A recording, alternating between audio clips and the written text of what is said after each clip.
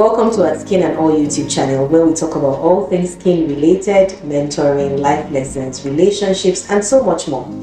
Have you subscribed to my channel? It's an interactive YouTube channel, so please subscribe to my channel, give me a thumbs up, and drop your comments. I'll be there to answer your questions. So we're talking about a condition today called melasma. Have you ever heard of that condition before? Melasma is one of the causes of hyperpigmentation on the skin. And remember that I said anytime you hear the word hyper, which means more than it should be, and pigmentation means color. So hyperpigmentation is when you have more color or more, a darker area of skin color than your regular skin tone. So melasma is one of the causes of hyperpigmentation, and it is an acquired cause. Stay with me, don't get lost. When I say acquired means that that person was not born with it. So melasma is an acquired cause of hyperpigmentation on the skin.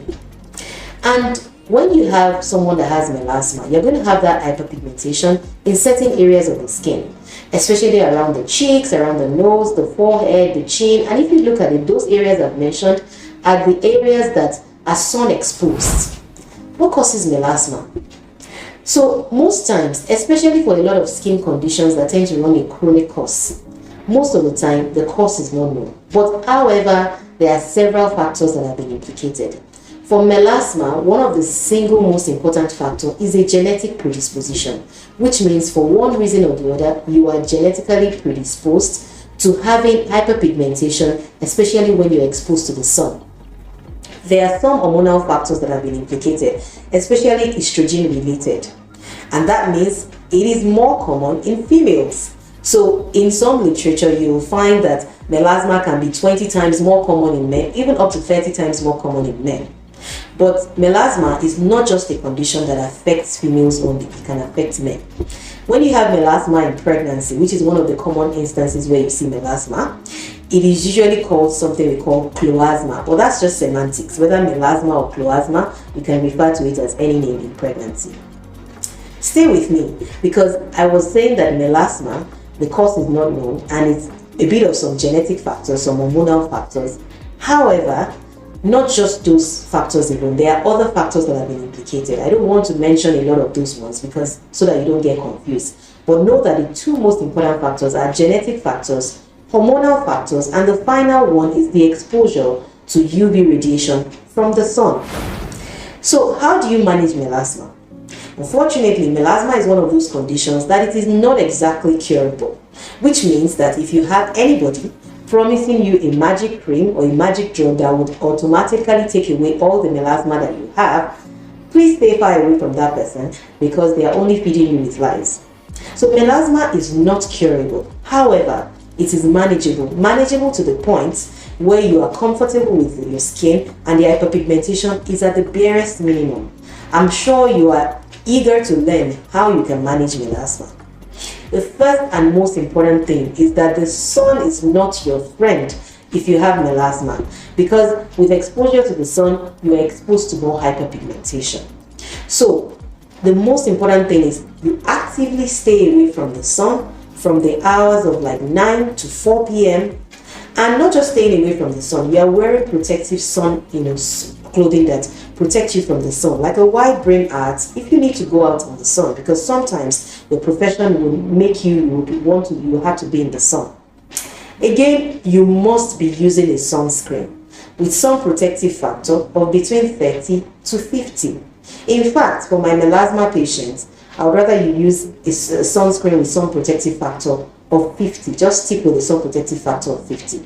And unlike other people that would not remember to reapply their sunscreen during the day, if you have melasma, you must remember to reapply your sunscreen, because no matter what you're using to help the hyperpigmentation, if you are not protecting yourself from UV exposure, you're not using your sunscreen adequately and liberally, then you are wasting your time. So I mentioned some other creams or some other things that you can use to help improve the texture of your skin.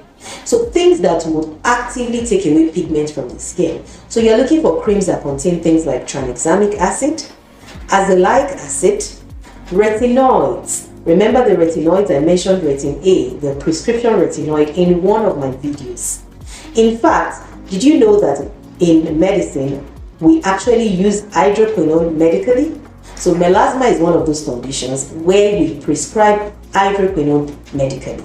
And please don't go and buy hydroquinone over the counter or just go and start using hydroquinone, because long-term use of hydroquinone without using it under supervision, you may end up with something that we call exogenous ochronosis, which means that you may even end up with more pigmentation than you started with. So make sure that you have been using the hydroquinone under supervision and it was prescribed by your dermatologist.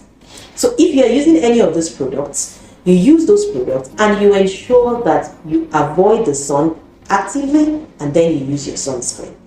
If you're a woman and you're about to use a contraceptive, if you have melasma, you're one of those people that you should actively avoid oral contraceptive pills because of the estrogen component in those pills. And a lot of people that have melasma that are using oral contraceptive pills, it may worsen when you're using OCPs. And we've actually had some people that the use of OCPs, they had the genetic predisposition, but when they started using the OCPs, then the melasma appeared. But if you do not have melasma and you're using OCP, you don't have to stop using your OCP. Nothing stops you from using OCP if you don't have melasma. So that you don't go off your pills and something happens, a gift comes in form of a baby, and you say it's Dr. Gold that asked you to stop your OCP. So remember, if you have melasma, you want to actively avoid the sun. You want to ensure that if you are using some agents to help you with the hyperpigmentation, you're using things like tranexamic acid, vitamin C creams, the retinoids, azelaic acid, amongst others. Then you must use your sunscreen with sun protective factor of 50. I've mentioned a lot of sunscreen in my previous videos, which you can take a look at. Finally, the game changers. If you have melasma, please speak to your dermatologist or your esthetician about some procedures. You should be thinking of saving up for getting some procedures like chemical peels.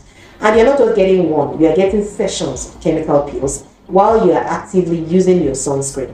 So I have some posts on my blog, www.skinandall.com. You can check them out for chemical peels in black skin. So I'm sure that after this video, you've learned a lot about melasma.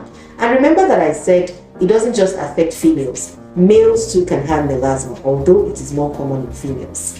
If you have any questions for me, any clarifications, drop your comments in the comment section and I'll hit you up with a response. So till next time on Skin and All YouTube channel, take care of your skin and remember to cleanse your skin, moisturize, use a sunscreen and stay healthy. Ciao, ciao.